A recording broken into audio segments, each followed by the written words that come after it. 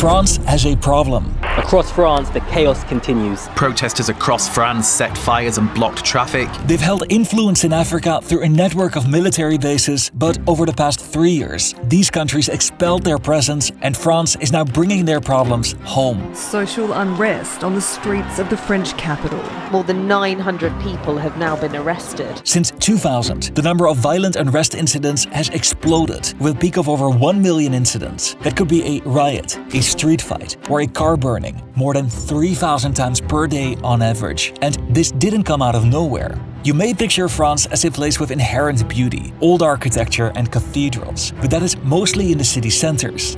If you look at the outskirts of cities like Paris, there exist these pockets of poverty where unemployment is high and crime is widespread. They have become the flashpoints of violence and are called the banlieues. This is the end of the French Empire with hindsight. At their military base in Gao, northern Mali, French paratroopers conduct their final patrols. France once controlled one of the largest empires in human history. They controlled global trade routes and commanded immense economic and military power. But that empire is making a spectacular collapse. So we once again dove deep into the archives to find some answers. So we found out that there are many similarities between how France administered its colonies in Africa and how they managed these banlieues. They are populated in large part by people who have a migration background from one of France's former colonies. So let's start in Africa. In the 1950s, France still controlled the second largest empire in the world. In Africa, their colonial rule spanned from Morocco, Algeria and Tunisia to much of the Sahel and even Madagascar and nearby islands. But the world was changing. There were calls for independence and France was weakened by World War II. They had an extremely privileged position on the continent. They needed the uranium from Niger and they needed the oil from Algeria. Their companies faced barely any competition and they were reluctant to let go. But it unraveled with surprising speed. Across Africa, nationalist movements, often led by young urban activists, demanded the right to govern themselves. France was no longer able to suppress these pressures, and one by one, these countries pushed their way to independence, and this marked a turning point. It gave birth to a new political map of Africa, but France was not planning to go anywhere. One of the ways in which they had ruled these colonies was by giving them a shared currency, the franc. And even a decade after gaining independence, all these countries were still using the franc as their main currency. This was tied to the French treasury, which gave Paris far-reaching control over monetary policy and exchange rates, which created a new type of economic dependence. The French negotiated trade deals and defense pacts, and they weren't afraid to get their hands dirty. In Gabon, a French ally was overthrown in a coup, and the French military flew in to reinstall him within days. In Togo, when the president was distancing himself from France, they supported forces to overthrow his regime. These countries now had their own flags flying over their government buildings, but France had managed to preserve much of its leverage. Meanwhile, another transformation was happening at home. After World War II, the French economy had entered a growth spurt. It almost tripled in size over the next 3 decades, and this caused a construction boom. But the problem was that the cost of construction was also increasing, which became one of the reasons for France to start looking for cheap labor. They already had administrative links to their former colonies, where the people also spoke French. They were young and willing to take low-paying, physically demanding jobs. This is France's immigrant population, and these recruiting efforts started in the 1950s and continued until the early 1970s. French cities were already severely overcrowded. On top of that, after Algeria gained independence in 1962, about 800,000 French citizens that were living here returned home almost at once. France had a pressing need for more homes, and one of the solutions became the banlieues. These were large housing estates that were supposed to be modern and affordable. They had green space, running water, and elevators, but they were far from the city and often had poor transport connections. Over time, maintenance fell short, and these neighborhoods became a concentration for low-income families. The French middle class then moved out, and immigrant families moved in. During the 1980s and 90s, the immigrant population hardly grew as job opportunities became scarce. Factories were closing, and many people lost stable jobs. These banlieues became pockets of poverty, and that's when things took a turn for the worse. French riot police in the Paris suburb of Nanterre. Thousands of people marched through a Paris suburb today to protest Tuesday's fatal police shooting of a 17-year-old driver. But we'll get to that. So this video was made by humans. I am the voice and the face of the channel, but I have a team of researchers, writers and editors that put many days of work into each video that is published. And if you own your own small business, you know that there's a lot of admin. Odoo has supported our channel for a long time, and they offer an all-in-one management software for small business owners like me. They have apps to help sign documents, send invoices, or to keep track of timesheets. You probably now have different subscriptions for different administrative tasks. The cost of this really adds up, and each platform is working independently from each other.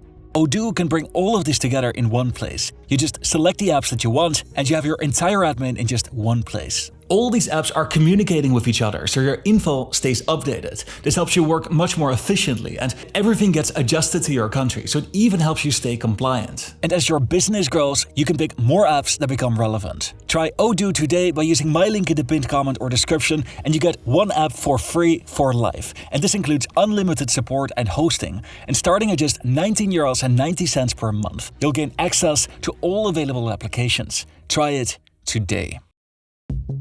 In Africa, things weren't looking much better. These states were struggling with debt, corruption, and political instability. The French had held control over Africa by supporting authoritarian leaders, but when the Cold War tensions eased, the French were loosening their grip.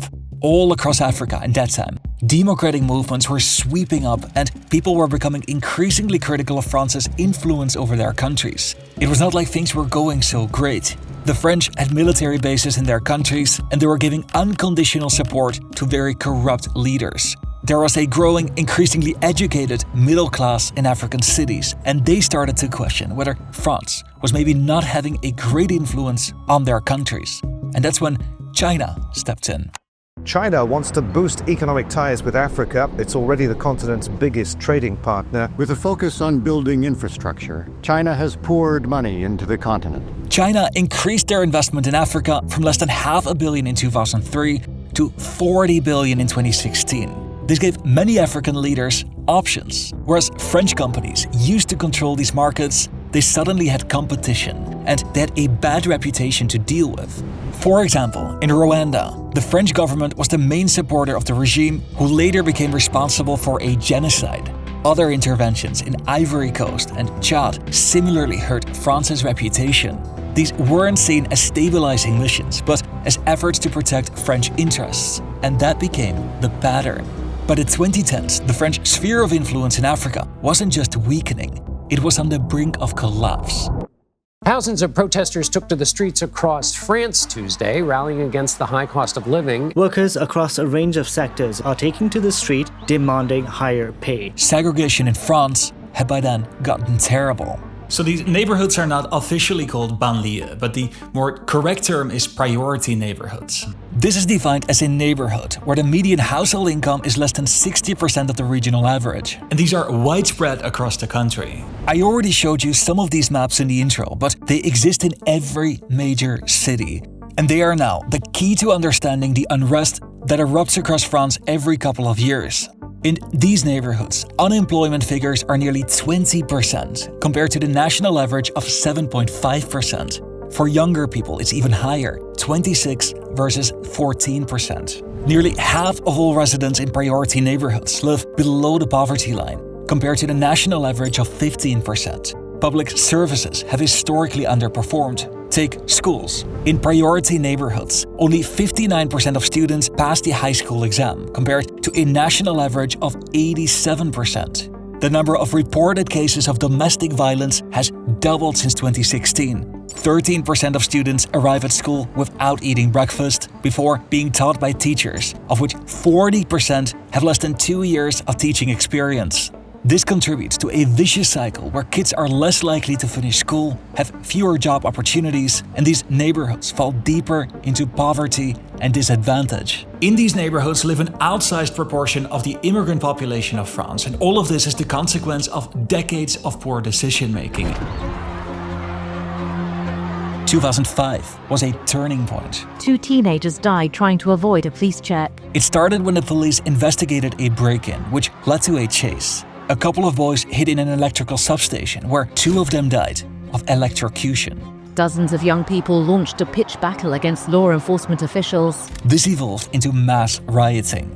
These riots broke out in several parts of Paris as well as in other cities. More than 8,000 cars were burned as 25,000 rioters took to the streets. This was the largest urban unrest in modern French history, and this started a pattern. Feelings were running high in Grenoble after an earlier shootout in which a local man accused of robbing a casino was shot dead as he fled police. In 2010, France passed a law that banned full face coverings in public, instructing the police to request a formal identity check whenever a woman was seen wearing a niqab. Rioters torched 20 cars in a Paris suburb this weekend. They're angry over France's ban on Islamic veils for women. When in 2013, the police stopped a woman and this led to an altercation with her husband, the news spread, and within hours, hundreds of young men sought a confrontation with the police. It led to rioting and burning cars.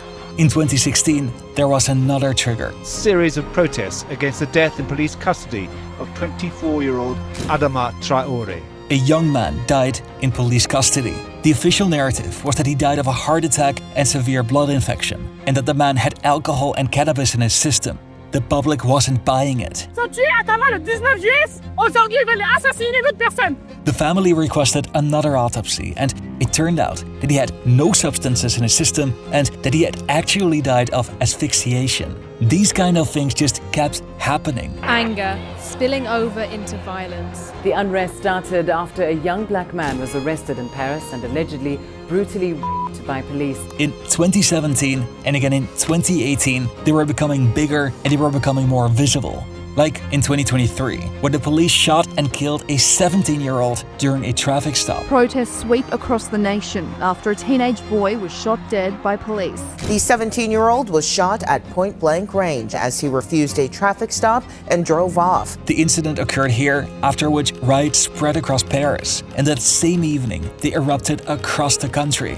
These events were becoming bigger, they increased in visibility, and they were now increasingly being viewed as a structural national crisis. Unrest erupted again on Thursday in France. The French government has said it is considering all options, including declaring a state of emergency. In Africa, the French withdrawal began when 5 countries unilaterally terminated their defense agreements, marking the end of France's military presence in these countries. This was followed by other countries requesting France to withdraw.